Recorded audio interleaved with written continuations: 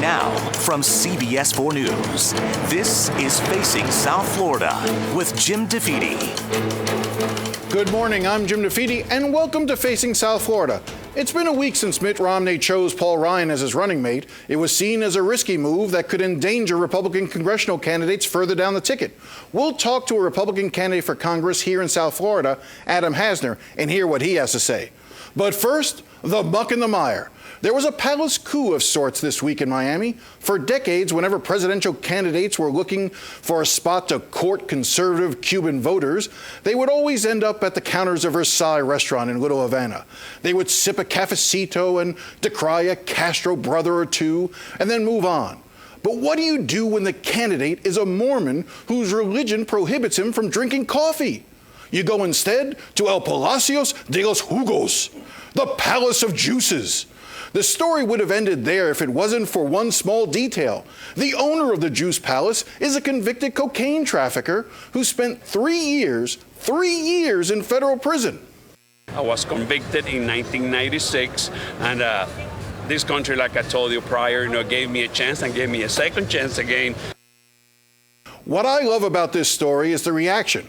While news outlets across the country expressed shock, horror even, the general feeling here in Miami was, hey, it's Miami. Who hasn't conspired to smuggle hundreds of kilos of cocaine? It's what we do. It's who we are. Embrace it. Turning now to November, Adam Hasner is a Republican candidate running for Congress in District 22, the seat vacated by Allen West. Hasner's opponent is Democrat Lois Frankel, the former mayor of West Palm Beach. Adam, welcome to you. Thank you for joining us. Great to be with you. Now, first off, let's get it on the table. Let's get this out of the way. For any conflict of interest, both from Brooklyn. Both from Brooklyn. I'm from Bay Ridge. What part of Brooklyn are you from? Sheepshead Bay. Sheepshead Bay. Moved to Palm Beach County when I was 7 years old, and now live in Boca Raton with my wife. You served 8 years in the Florida legislature, including as House Majority Leader. I did, representing the coastal communities, many of which are also in District 22. About 20% of the congressional district are the areas that I represented in southern Palm Beach and northern Broward County. All right, let's ask the easy question first. Why are you running for Congress? Well, I think America is at a very critical time, and I think everyone recognizes that Washington's broken. And it's a lot because the people who we send to Washington don't live by the same set of rules as everybody else. It's why part of my commitments are not voting for or accepting a pay increase, refusing a congressional pension. I've personally pledged to term limit myself. And I believe people realize that we're not going to get Washington back on the right track until we send the people up there who aren't worried about political consequences, but who are more concerned about how we're going to get America's economy moving again and how we're going to get America back on the right track. Now, you're obviously one of these congressional candidates that's hoping to hold on. This was a red seat, as I said. Allen West had held it before. You're running against Lois Frankel. They redistricted it in such a way that Allen West decided to leave because it's believed to favor Democrats. How are you going to be able to overcome that? Well, I have a strong record during those elections of being able to have support from both sides of the political aisle. Received 60% of the vote in 2008 in the same district that Barack Obama got 52% of the vote. But you had a pretty weak opponent.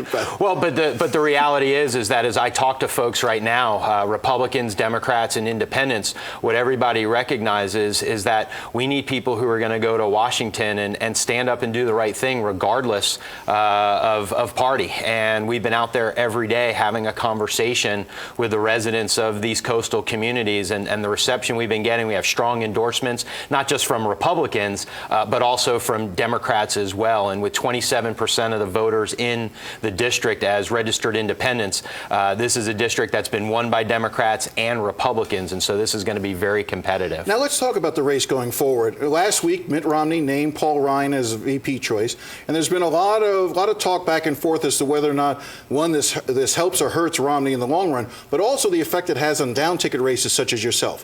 What did you think of the Paul Ryan pick for VP?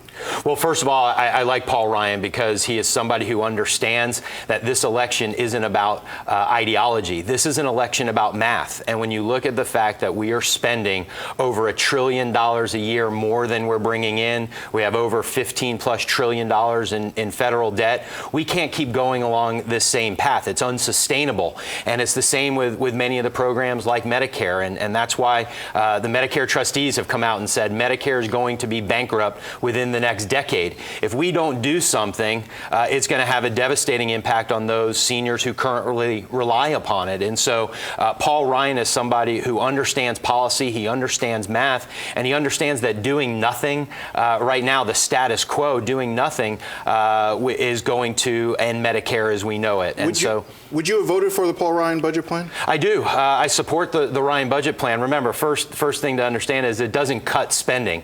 Only in Washington do they believe that when there's an increase in spending from year to year, just because it's not as big of an increase as they want, is it a cut. It actually allows spending to continue to grow over the course of the next decade, but it does it in a way that brings that level down so that we can grow our economy and get our deficits and our debt under control. Because if we keep going in the same direction, we're going to have a debt that is really going to have a devastating impact on economic growth, on creating jobs, and it's also going to have a harsh impact on our national security. Well, let's talk about Medicare for a second, because what Paul Ryan has proposed, what the Romney-Ryan plan, I guess, is now, would be a radical change for Medicare. How do you explain it to me? Explain your understanding of how this plan will work. Well, first, let's just remember that any proposal that's out there contrasts to the current law and to President Obama's plan, which raised $700 billion over the next decade from Medicare. The other important fact that people fail to mention is that the Ryan proposal wouldn't go into effect for people who are 55 and over. And it's also important to remember, too, I have a mom who's on Medicare, and I wouldn't do anything that would have an impact on her or the millions of others who currently rely on Medicare. But as I said, Medicare is going bankrupt in the next decade. That's just a simple equation of 10,000 people becoming eligible every day and 8% healthcare inflation. So we have to get that under control. And this is a bipartisan plan. The origins of this plan started with Bill Clinton's advisors and John Breaux. But I do want to go back. You talked about that $700 billion.